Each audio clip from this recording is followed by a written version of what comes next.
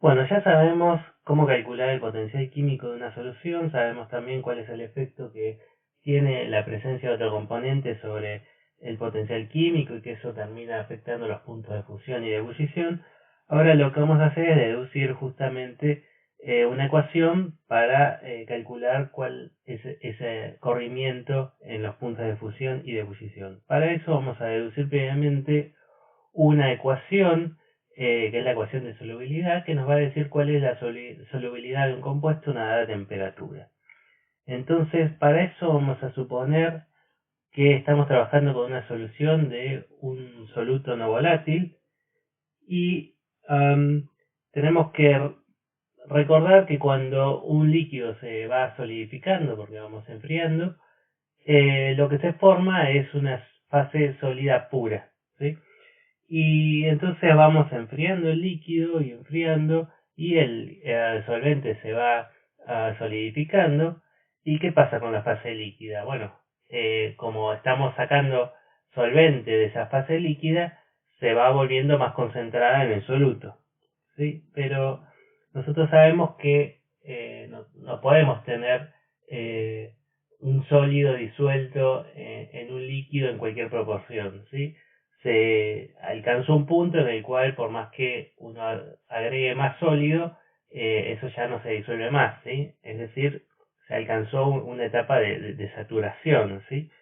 Entonces, justamente definimos la solubilidad como la concentración que tiene esa solución en el punto de saturación, ¿sí? Y bueno, entonces vamos a justamente deducir una ecuación para calcular esa concentración. Entonces, para eso tenemos que pensar que si la solución está saturada, lo que está entrando en juego es un equilibrio entre el soluto sólido, eh, que se une al disolvente, que está en la fase líquida, y pasa entonces a la fase líquida como soluto solvatado, ¿sí? Como soluto disuelto, ¿sí? Entonces tenemos este equilibrio. Y justamente si está en el equilibrio, el sólido tiene que obedecer esta relación de potenciales, que el soluto, el potencial químico del soluto en la fase sólida tiene que ser igual al potencial químico del soluto en la fase líquida, ¿sí? Del soluto disuelto. Entonces, en este caso yo agrego el cerito porque en la fase sólida, como mencionaba, el soluto está puro, ¿sí?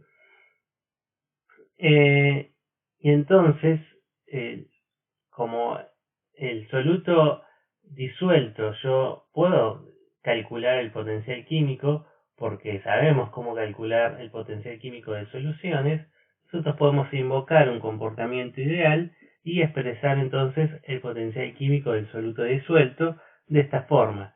Como el potencial químico del soluto disuelto, cual si estuviera puro, que es este potencial cerito, más RT logaritmo natural de la fracción molar del soluto en la solución. Entonces, esta es la expresión para el potencial químico en la fase líquida.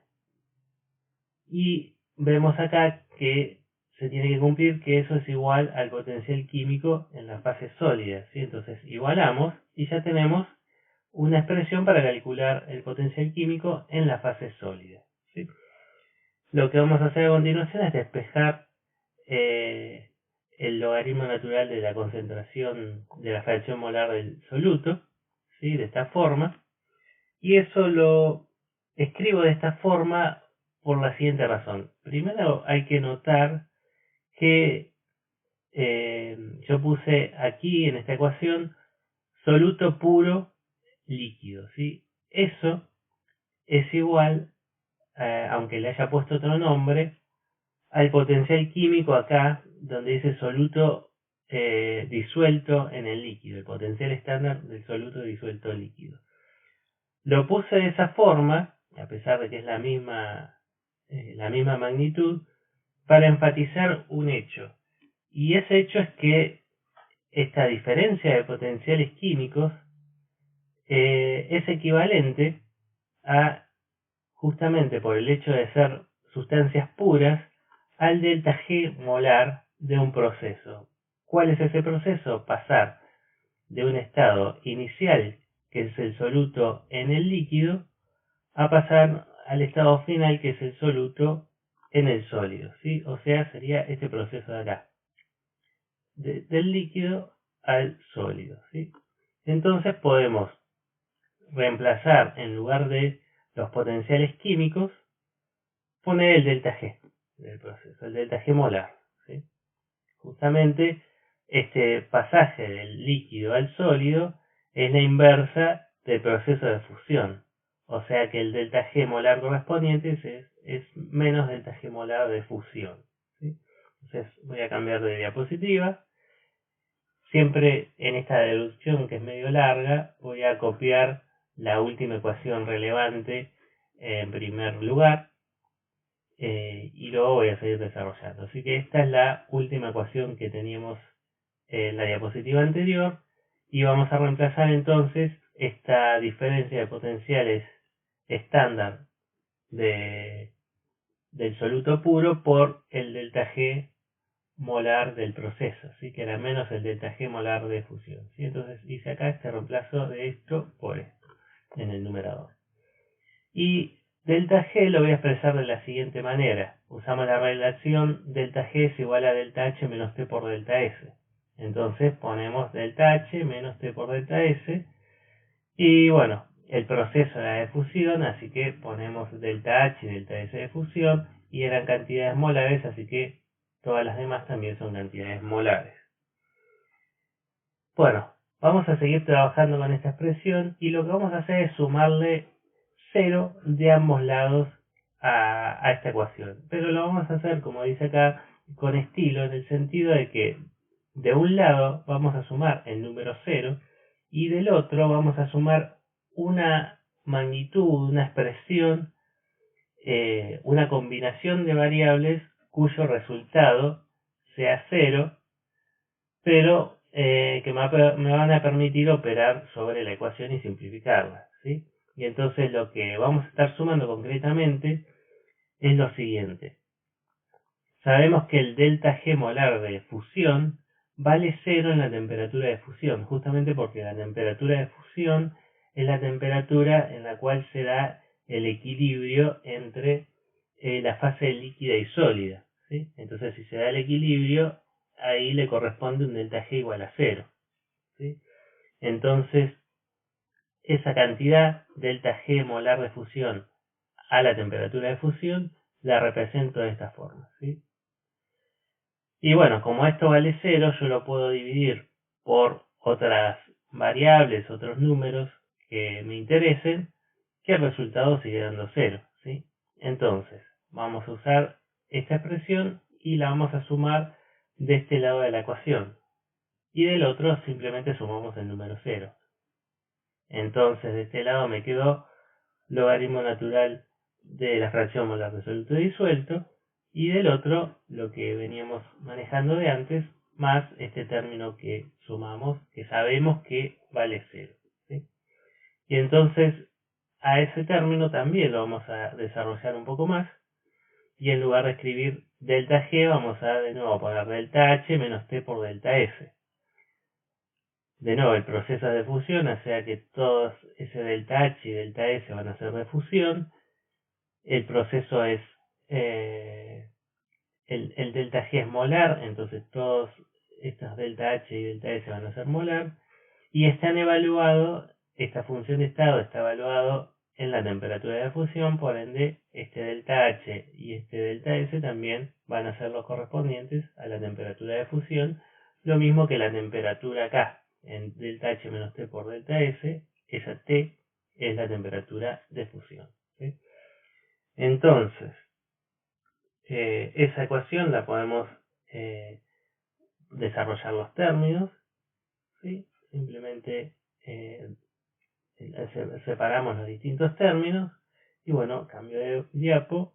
Esta es la última ecuación que estaba impuesta, y vamos a hacer una nueva suposición para simplificar la ecuación.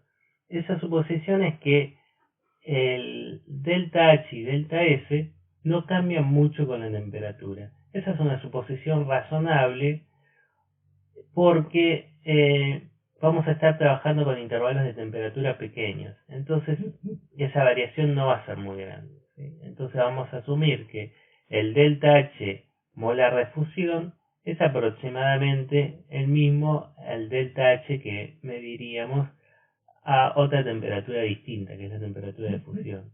La misma suposición la tomamos con el delta S, ¿sí? Entonces hacemos el reemplazo, en lugar de escribir estos delta de las funciones de estados evaluados a la temperatura de fusión, ponemos el delta, pero evaluado a cualquier temperatura, ¿sí? Que sabemos que en realidad va a ser una temperatura muy cercana. Entonces, ahora tenemos solo un par de delta H y de delta S, ¿sí? O sea, tenemos uno mismo. Y bueno, entonces esto me permite, si se dan cuenta, simplificar los términos de delta S y reagrupar los términos de delta H. Hacemos eso y llegamos a esta ecuación, que es la ecuación que nos interesa, que nos dice cuál es de alguna forma, la fracción molar del soluto, o sea, una medida de la concentración, a una dada temperatura, ¿sí? Expresada en función de un parámetro termodinámico y de la temperatura de fusión, ¿sí? Bien, entonces ahora vamos a aprovechar esta ecuación para calcular qué es lo que pasa con el cambio en la temperatura de fusión en la solución. Entonces, para eso vamos a tomar la misma ecuación donde vamos a plantear todo lo mismo, pero en lugar de hacerlo para el soluto, como hicimos la deducción, lo vamos a plantear para el disolvente, ¿sí? Entonces el equilibrio involucrado es el siguiente, ¿sí? Tenemos el disolvente líquido que pasa a ser disolvente sólido porque, bueno, en este caso estaríamos estamos en la temperatura de fusión, ¿sí? Entonces, justamente estamos queriendo ver cómo cambia la temperatura de fusión. Entonces, este es el equilibrio y podemos plantear que en el equilibrio los potenciales químicos del disolvente en el estado sólido puro tiene que ser el mismo que el potencial químico que tiene el disolvente en la solución líquida, ¿sí? Y nuevamente nosotros sabemos cómo calcular potenciales de fases líquidas de soluciones, y eso lo calculamos como el potencial estándar más RT logaritmo natural de la fracción molar. Entonces, bueno, este del líquido es igual al del sólido, entonces ya tenemos la expresión para el sólido, ¿sí? Entonces, lo que hacemos nuevamente es despejar este logaritmo natural de la fracción molar del disolvente, ¿sí? Y como hicimos antes, reemplazamos esta diferencia en los potenciales químicos del solvente puro en una fase y en la otra por el delta G molar de este proceso, ¿sí? Entonces hacemos eso y vamos a llegar obviamente a la misma ecuación que antes, luego de operar y sumar cero y todo lo mismo que hicimos antes, pero en lugar de el delta H molar de fusión del soluto vamos a tener el disolvente, y en lugar de la temperatura de fusión del soluto vamos a tener la del disolvente. Y obviamente la fracción molar que nos interesa es la del disolvente, ¿sí? Entonces, con esta ecuación,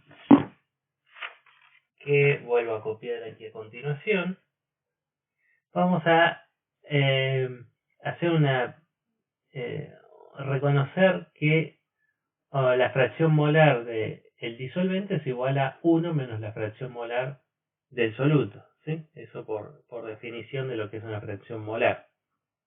Entonces reemplazamos eso en la ecuación, el resto lo volvemos a escribir como antes, y vamos a hacer una pequeña simplificación recordando que uno puede, mediante una expansión de Taylor, expresar de manera aproximada el logaritmo natural de 1 menos x como aproximadamente menos x, ¿sí?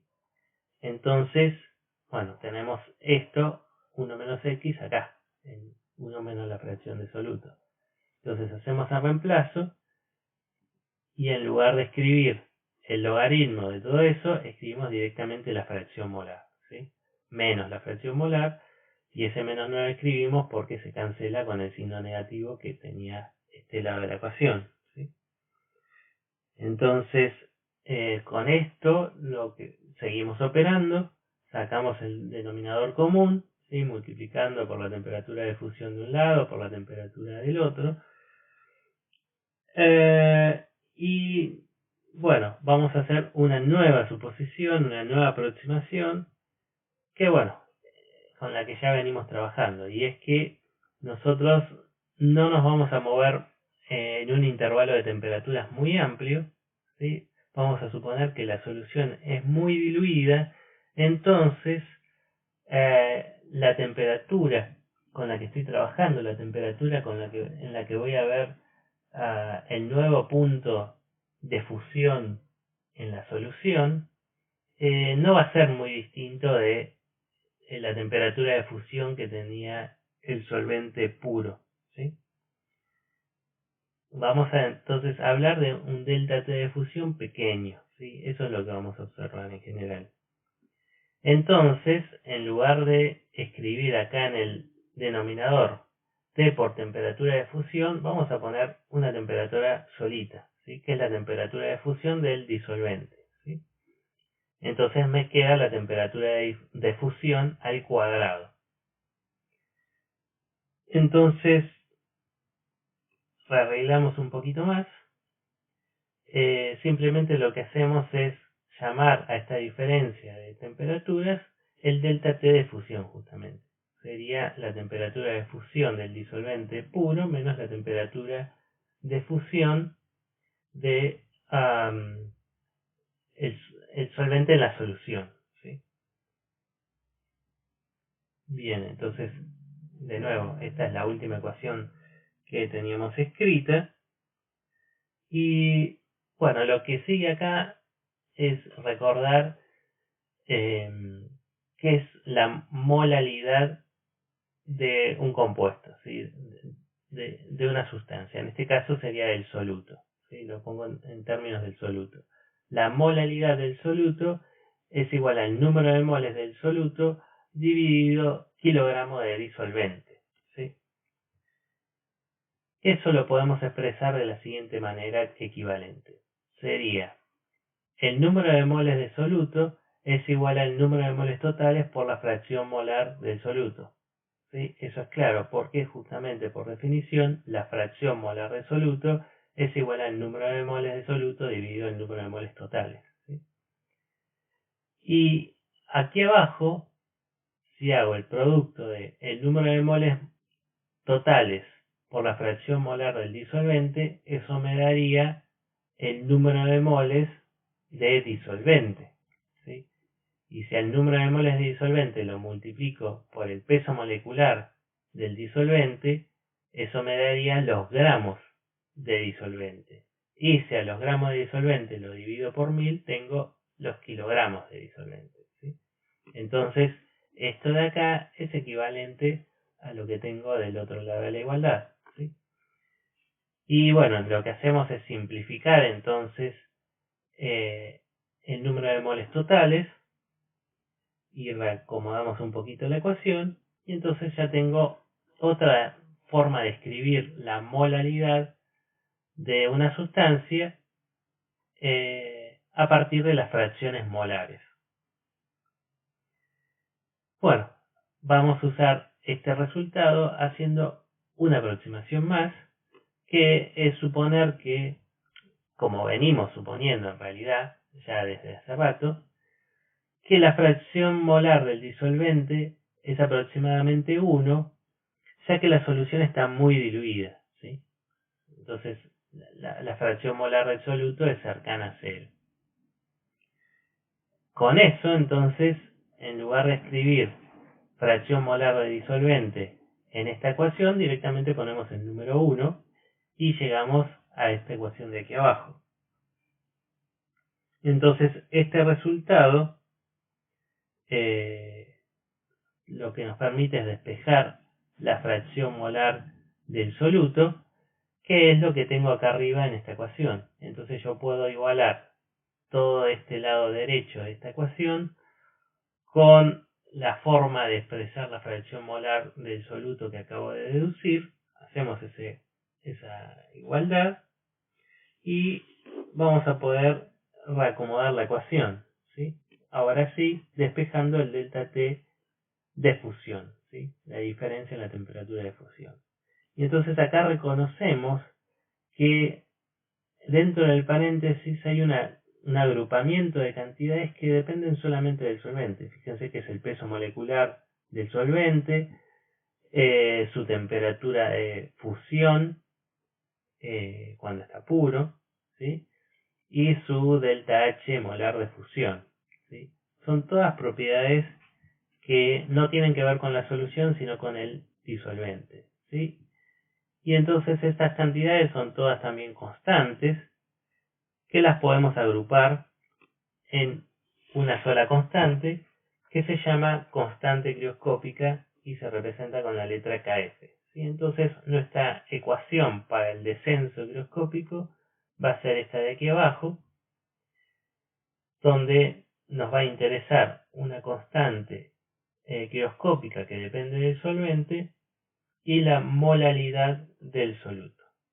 Bien, podemos aplicar el mismo procedimiento para deducir cómo es el cambio en la temperatura de ebullición, ¿sí? Se plantea, se hace un desarrollo muy parecido, que no vamos a repetir, y entonces se obtiene desde luego una ecuación similar, solo que en lugar de la temperatura de fusión del disolvente vamos a tener la temperatura de ebullición del disolvente, y obviamente en lugar del delta H de fusión vamos a tener el delta H de vaporización.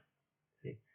Todas estas son propiedades del disolvente y son constantes, entonces las agrupamos en una sola constante que se llama constante ebulloscópica, ¿sí? Y de nuevo entonces tenemos cómo calcular el cambio en el punto de ebullición a partir de la molalidad de la solución, ¿sí? Entonces, bueno, para eso necesitamos el dato de la constante ebulloscópica. Bueno, hay gente que se toma el trabajo de, para distintas sustancias, tabular, o sea, medir y tabular esas constantes. Entonces acá tenemos una tabla donde para algunos solventes, muy poquitos tomados como ejemplo, están la constante ebulloscópica y la constante crioscópica. Podemos notar, al menos para estos ejemplos, que la constante crioscópica es más grande, tiene mayor magnitud que la constante ebulloscópica.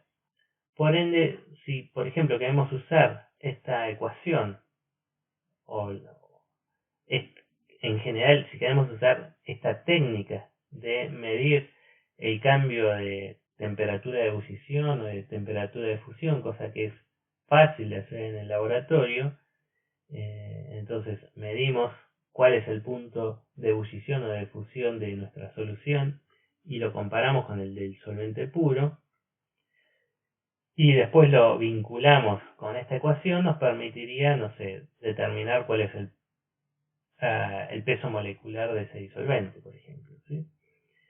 Entonces, ¿qué propiedad nos conviene usar?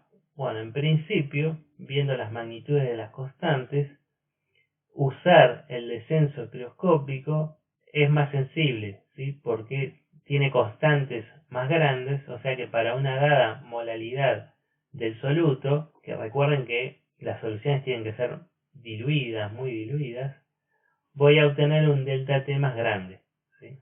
Porque justamente la constante tiene un valor mayor, ¿sí? Entonces es una técnica que me conviene. Bueno, ahora vamos a ver entonces la última de las propiedades coligativas, que es la presión osmótica.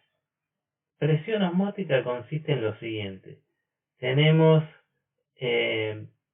una solución que está en contacto con solvente puro con la separación de una membrana semipermeable. Es decir, una membrana que permite el pasaje solamente del solvente, pero no del soluto, ¿sí? Sería un poco lo que está acá esquematizado, ¿sí? Donde estas esferitas celestes serían el solvente que puede difundir libremente, mientras que el soluto queda retenido de un solo lado de este compartimiento, ¿sí? Entonces, bueno, lo que se observa experimentalmente es que producto de esa diferencia de concentraciones, el solvente migra del lado donde está puro al lado donde está la solución, y entonces se produce un incremento de presión de este lado, ¿sí? Eso se ve concretamente, acá bueno, está representado con un peso, pero si no tuviera nada, lo que veríamos es que esta rama se eleva, ¿sí? Queda más alta comparado con esta, ¿sí? Entonces, para igualar la altura de esas ramas, lo que implica un equilibrio mecánico, yo tengo que aplicar una presión de este lado de la solución, ¿sí? Entonces, esa presión que tengo que aplicar es lo que se conoce como presión osmótica, ¿sí? Eso sería cómo es la cosa empíricamente. Ahora vamos a explicar el fenómeno desde una base termodinámica. Entonces, para eso vamos a deducir una ecuación muy usada que se conoce como ecuación de Van Hoff.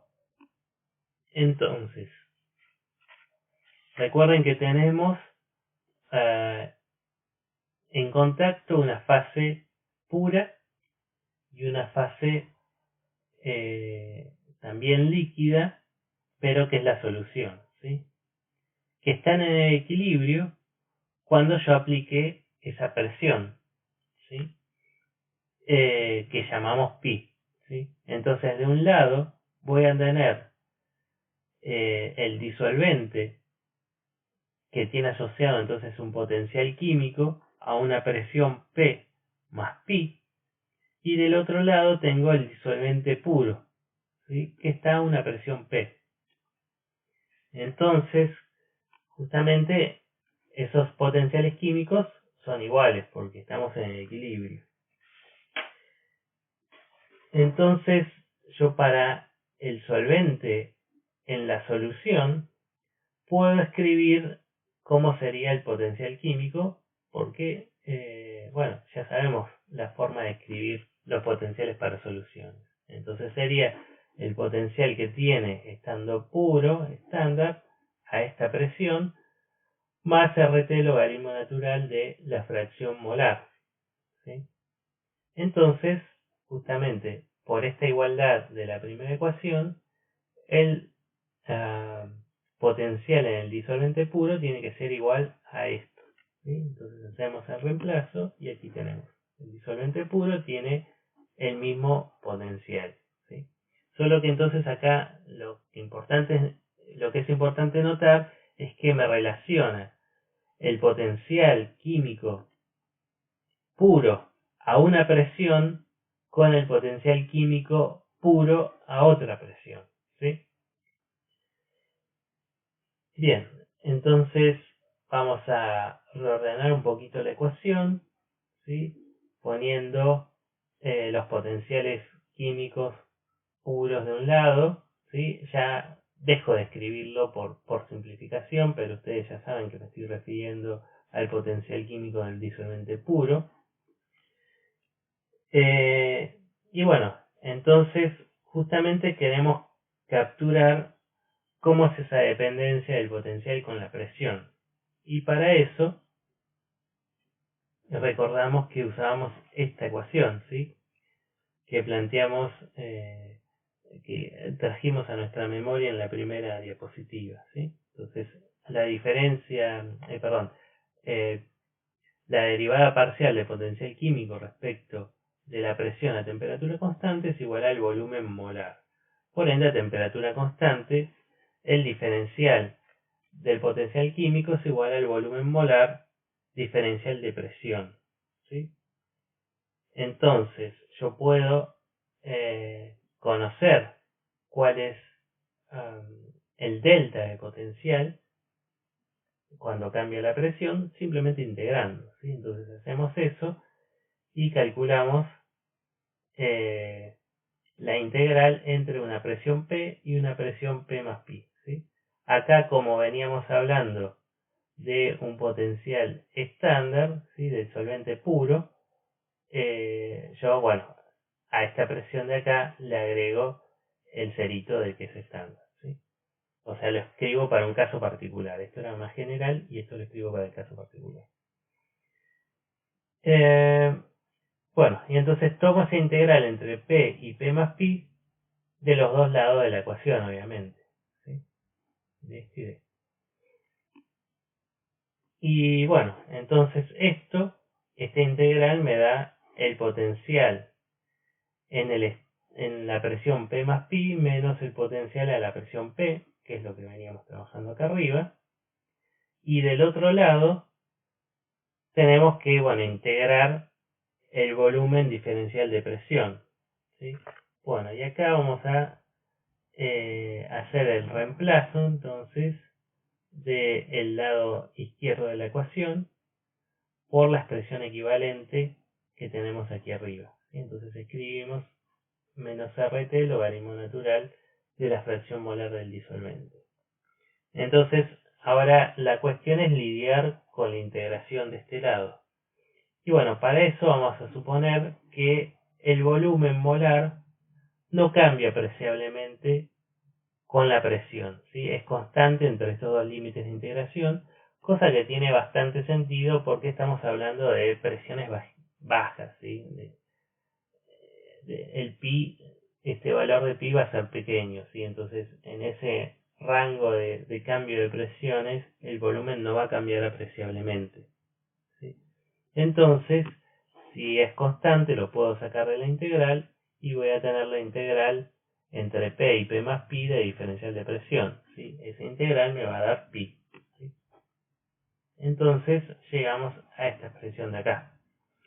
Bien, esto ya es una expresión que me da cuánto vale pi, o sea, cuánto vale esa presión osmótica en función de una medida de la composición. Podría detenerme ahí, ¿sí? Pero no es la ecuación que se usa habitualmente, ¿sí?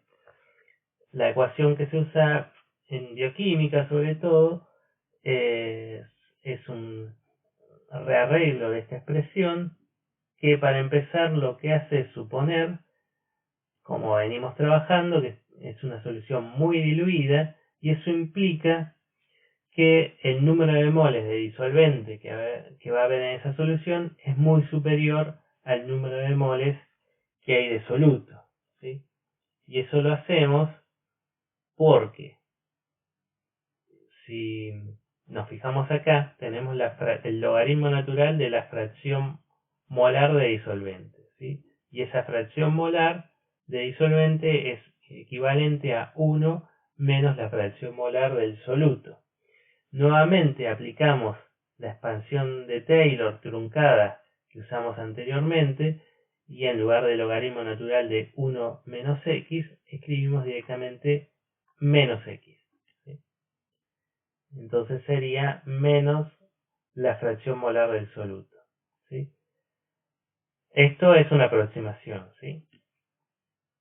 Pero la fracción molar del soluto es igual a el número de moles de soluto sobre el número de moles totales. Y el número de moles totales es el de soluto más el del disolvente, ¿sí? Y ahora sí, entonces aplicamos lo que decía acá arriba. El número de moles de soluto es muy pequeño en relación con el número de moles de disolvente, o sea que lo desprecio y directamente escribo en el denominador el número de moles de disolvente solamente, ¿sí? Entonces, este lado de la ecuación lo simplifiqué a esto, ¿sí? Por RT. Entonces, justamente hacemos el reemplazo de esto por este logaritmo, ¿sí? Y nos queda RT por el número de moles de soluto sobre el número de moles de disolvente. Eso es igual al volumen molar por pi, ¿sí? Y entonces, ¿qué hacemos? Tenemos el volumen molar y el número de moles de disolvente, ¿sí? Este volumen molar es el volumen molar de el disolvente, ¿sí? Entonces, el número justamente el volumen va a ser igual al número de moles de disolvente por ese volumen molar, ¿sí? Entonces hacemos ese reemplazo, ¿sí? Simplemente entonces pasamos el volumen molar al denominador de este lado y entonces nos queda el número de moles de soluto sobre el volumen de, eso sería el volumen de disolvente, ¿sí? Pero la aproximación que vamos a hacer, que es lo que dice acá abajo, es suponer que ese volumen de disolvente es aproximadamente igual al volumen de la solución, ¿sí? Entonces, si nos queda número de moles de soluto sobre volumen de la solución, eso sería la concentración molar de la solución. Y entonces eso nos lleva a esta expresión de acá, de que la presión osmótica es igual a R por T por la concentración molar del soluto, que es la ecuación de Van Hoff que se usa habitualmente, ¿sí? Solo para aclarar un aspecto, mencionábamos que las propiedades coligativas dependen de la cantidad de partículas y no de su identidad. Y en la deducción esta que hicimos de presión osmótica, supusimos que cada molécula de soluto se disuelve en una sola molécula de soluto solvatada, ¿sí? Pero puede ser el caso de que tengamos un soluto que se disocie con la disolución, ¿sí? Entonces, si se disuelven varias especies, tenemos que reacomodar esa ecuación para tomar en cuenta que lo que nos interesa es el número de partículas, ¿sí? No la concentración nominal. Entonces agregamos este parámetro n, ¿sí? Que sería el número de especies individuales que se forman con la disolución del soluto. Para clarificar eso, veamos el siguiente ejemplo. Queremos calcular la presión osmótica que resulta del equilibrio con una solución acuosa de 0,01 molar de cloruro de sodio a 20 grados, ¿sí? Y entonces, acá está lo que les decía. Con la disolución, el cloruro de sodio, que es una especie química, se disocia en dos especies químicas, ¿sí? Entonces tengo dos partículas. Entonces puedo decir que un mol de cloruro de sodio equivale a 2 moles de iones disueltos, ¿sí? Entonces cuando haga la cuenta, voy a poner la constante de los gases, 0,082 atmósfera de litro Kelvin mol, la temperatura correspondiente, que es 93,15, y tengo que poner ese 2, ¿sí? Esa equivalencia. Entonces, N vale 2. Y después pongo la concentración nominal, que era 0,01 molar, y el resultado me da esto, ¿sí? Bien, para terminar con esto de las propiedades coligativas, mencionar para qué se usan. Bueno, se usan para la determinación de pesos moleculares. En general se usa el cambio en la temperatura de fusión, ¿sí? Justamente se agrega una masa conocida de soluto que se disuelve sobre una cantidad de disolvente, esa solución se le mide la temperatura de fusión y aplicando la ecuación que vimos anteriormente se deduce cuál es el peso molecular de la sustancia, ¿sí? Hay en la guía ejercicios para trabajar justamente eso y que lo terminen de entender. Y la otra aplicación es la determinación de grados de asociación, ¿sí? Que tiene que ver con este N del que hablábamos antes. Lo que se hace es determinar la temperatura de fusión para una solución de una masa conocida del soluto, pero del cual ya sabemos el peso molecular, ¿sí? Entonces, sabemos el peso molecular y lo que vamos a estar entonces en principio ya podríamos, si conocemos el peso molecular, sabemos cuál es la identidad del solvente, podríamos predecir cuál es el cambio de temperatura de fusión esperado, ¿sí? Y entonces eso lo comparamos con el cambio de temperatura de fusión experimental, y si hay una discordancia tiene que ver con que ese soluto al disolverse no se disuelve en una especie sola, sino que puede, por ejemplo, eh, o disociarse en varias partículas, o por el contrario, con la disolución varias partículas pueden agruparse y formar una sola, ¿sí? Que eso sería entonces el grado de asociación. Aunque no lo dice la diapositiva, un uso muy común en bioquímica sobre todo es el de la presión osmótica, justamente para determinar pesos moleculares, en particular pesos moleculares de proteínas, ¿sí?